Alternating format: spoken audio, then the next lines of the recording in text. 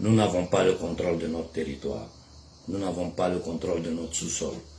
Notre argent est bloqué dans les comptes d'opération à Paris. Notre territoire est militairement occupé partout. Ce matin, j'ai regardé la position des bases militaires françaises en Afrique. Incroyable. Bonjour et bon dimanche à tout le monde. Je reviens du nouveau sur ce qui est en train de se passer en Afrique. À propos de la nouvelle monnaie africaine, à propos de la nouvelle zone, de la zone de libre-échange en Afrique. Mais avant de parler de tout ça, essayons de réfléchir un petit peu. Et nous parlons de monnaie unique, nous parlons de zone de libre-échange. Tout ça, c'est de la manipulation par les Occidentaux, la France en prémisse,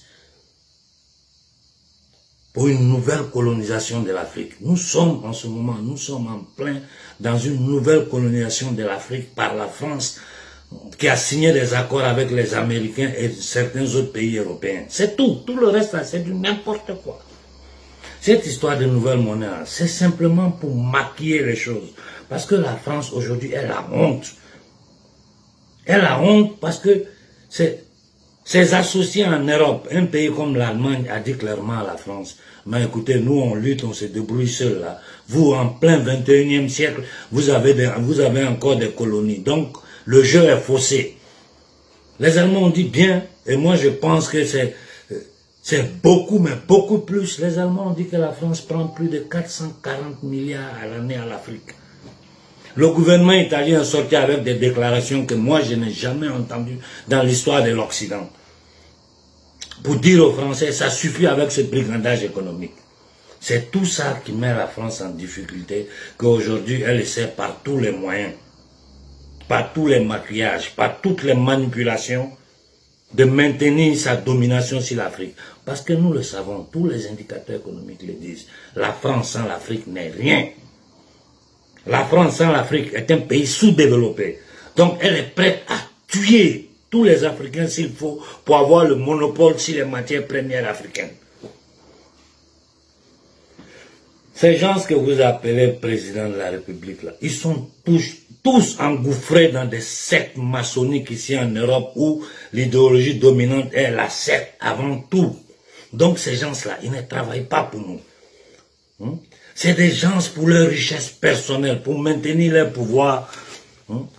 Ils sont prêts à vendre, à hypothéquer le destin de plus d'1 milliard de personnes. Voilà la réalité des choses.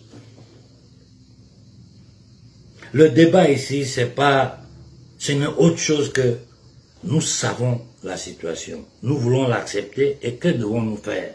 Voilà pourquoi j'ai dit dans ma dernière intervention, il faut un référendum en Afrique. Et que les Africains doivent voir quels sont tous les passages de cette nouvelle monnaie. Avant de dire oui, nous l'acceptons ou nous ne l'acceptons pas. C'est négrier noir, c'est sous-préfet de la France que vous appelez président là. La seule chose qui les intéresse, c'est maintenir leur pouvoir. Quelqu'un vient me dire, non, ils ont peur, on va les tuer. Mais s'ils ont peur, qu'ils dégagent. Il y a des gens qui sont prêts à mourir pour les peuples qui sont là. L'histoire nous l'enseigne. Combien de dignes fils sont morts pour l'Afrique? La liste, vous les connaissez tous. Donc de quoi nous parlons? Mais quand tu vois un gars comme Alassane Ouattara, il faut aller en profondité dans ses déclarations. Alassane nous a fait comprendre clairement que le franc CFA ne sera pas aboli. Et encore en Côte d'Ivoire, il y a des gens qui osent le soutenir. J'entends des gens parler de ponts, Alassane a fait des ponts, mais nous, on ne mange pas de ponts. Il y a la misère en Côte d'Ivoire. Allez voir le prix du riz, du sucre, de l'huile, de combien de pourcents ça a augmenté. Mais de quoi nous parlons, nous les Africains? De quoi nous parlons? Nous sommes là des gens qui hypothèquent notre vie, le futur de l'Afrique, le futur de nos enfants, et nous continuons à les soutenir. Macron qui convoque la diaspora africaine en France. Mais pourquoi il ne convoque pas la diaspora chinoise? Pourquoi il ne convoque pas autre diaspora? C'est nous les Africains qui va convoquer. Et qui là? C'est des vendus, des minables, des gens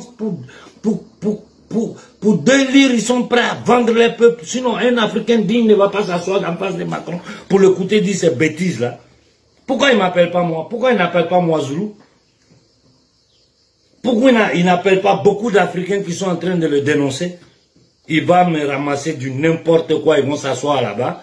La France 24, RFI font de la propagande. Mais ce petit jeu machiavélique de la France là, ça ne marche plus. Ça ne marche plus. On ne peut pas parler d'économie dans des colonies, dans des territoires occupés. Et il faut que vous ouvrez les yeux. Tout ce que les gens vous racontent, c'est des bêtises. Et le nouveau France, ce n'est que du maquillage et rien d'autre. Parce que la France, aujourd'hui, est humiliée aux yeux du monde entier. Tout le monde sait ce qu'elle fait. Mais regardez l'augmentation du budget militaire français. Pour comprendre que c'est un pays impérialiste, un pays barbare, un pays qui attaque, qui vole, qui pille. C'est tout, ce n'est rien d'autre. C'est pas la peine de rentrer dans des technicismes ici pour essayer de... C'est tellement clair. Nous sommes là, les gens nous mènent en bateau. Voilà pourquoi moi j'ai toujours dit, je le répète, il faut que le peuple africain se lève en masse pour marcher sur les ambassades de France. Si nous ne le faisons pas là, vous allez voir ce qu'ils vont faire de notre continent. Ils ont divisé le Mali en deux. Ils ont toutes les technologies, les drones, les satellites, les interceptations téléphoniques. Ils arrivent à s'écouter entre eux-mêmes présidents de la République. Mais les djihadistes, personne ne les voit. Les faux djihadistes, les terroristes, aujourd'hui ils n'arrivent même plus à nommer un groupe. Ils disent groupe inconnu. J'ai ici sous mes yeux, je suis en train de lire la présence de bases militaires françaises dans toute l'Afrique de l'Ouest. Mais notre territoire est occupé. À tout, la France a le contrôle de toute l'économie africaine. Donc de quoi nous parlons? De quoi nous parlons? Ces gens qui disent qu'ils veulent faire de la politique, là, vous formez des partis politiques. Quel discours vous tenez? Quel discours vous tenez? Qu'est-ce que vous dites à votre peuple? Pendant que vous savez très bien qu'on est en plein dans la recolonisation de l'Afrique. La France a des problèmes avec l'Afrique centrale. Voilà pourquoi elle veut commencer par l'Afrique de l'Ouest. L'Afrique du Nord, là, qu'est-ce qu'ils ont fait? Ils ont tué Kadhafi tranquillement, ils l'ont assassiné là, en faisant des accords avec les Américains pour empêcher la naissance d'un vrai franc africain. La Tunisie est sous leur contrôle. Aujourd'hui, le Maroc, subitement après la mort de Kadhafi, qui devient un grand pays, qui fait des investissements, n'est rien d'autre que le cheval de Troie des Français. Le fils illégitime qui a assis, qui s'autoproclame roi du Maroc, n'est rien d'autre qu'un vendu, un petit franc-maçon, un pédophile. Je le dis et je le répète, celui qui veut me corréler, qui vienne, je les attends ici. L'Africain d'aujourd'hui n'a pas peur de vous. Il faut que vous compreniez ça. Et Alassane Ouattara est l'incarnation du néocolonialisme en Afrique. Les gens ne se rappellent pas, mais quand ils réfléchissent un peu, au début des années 90, qui le Fonds monétaire envoyé en Afrique pour aller détruire nos économies? C'est Alassane Ouattara. Il a été imposé à Houphouët-Boigny. Il ne s'agit pas d'être pro ou contre Gbagbo. Mais nous le savons tous, honnêtement au fond de nous, que ce n'est pas les forces nouvelles qui ont pris la présidence de la Côte d'Ivoire. On a vu tous avec nos yeux des militaires français rentrer à la présidence de la Côte d'Ivoire, attraper Gbagbo. Mais sur le plan international, ils étaient obligés, parce que c'était trop flagrant, prendre les gens des forces nouvelles, les mettre devant comme si c'était... Mais tout le monde a vu, on a vu tous sous nos yeux.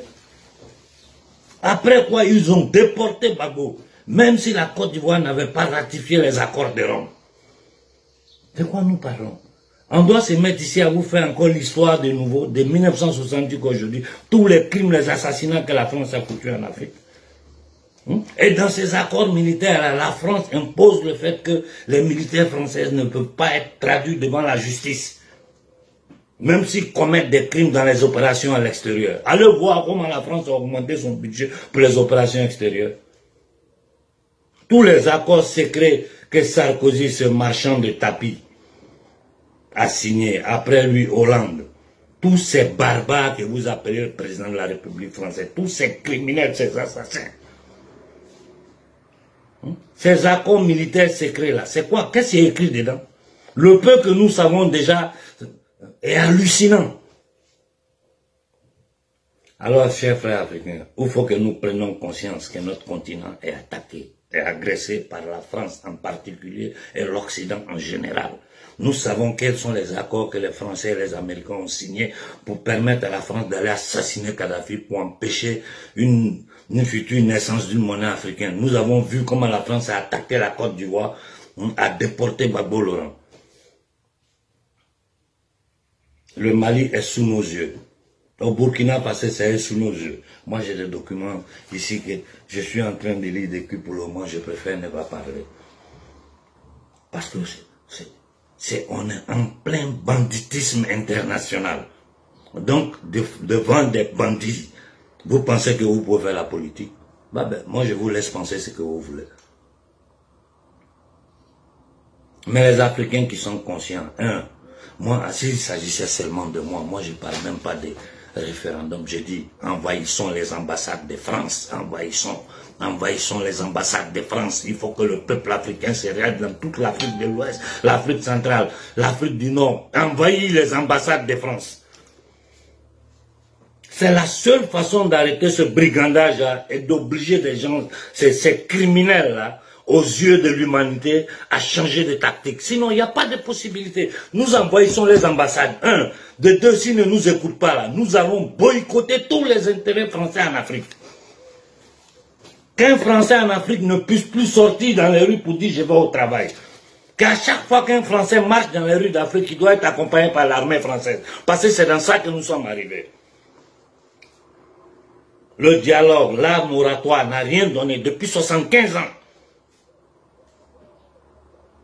Il est temps de passer à l'action. Parce que le panafricanisme en action, c'est ça.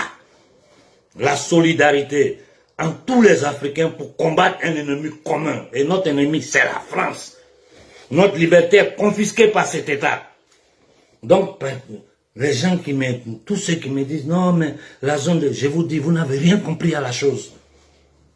Une colonie ne fait pas d'économie. Une colonie est faite pour être exploitée. Point à la barre. Voilà notre situation. Nous ne contrôlons pas notre sol. Nous ne contrôlons pas notre sous-sol. Notre argent est confisqué à la Banque de France. Notre territoire est militairement occupé partout en Afrique. Faites 2 clics sur Google, vous allez voir le positionnement de l'armée française en Afrique.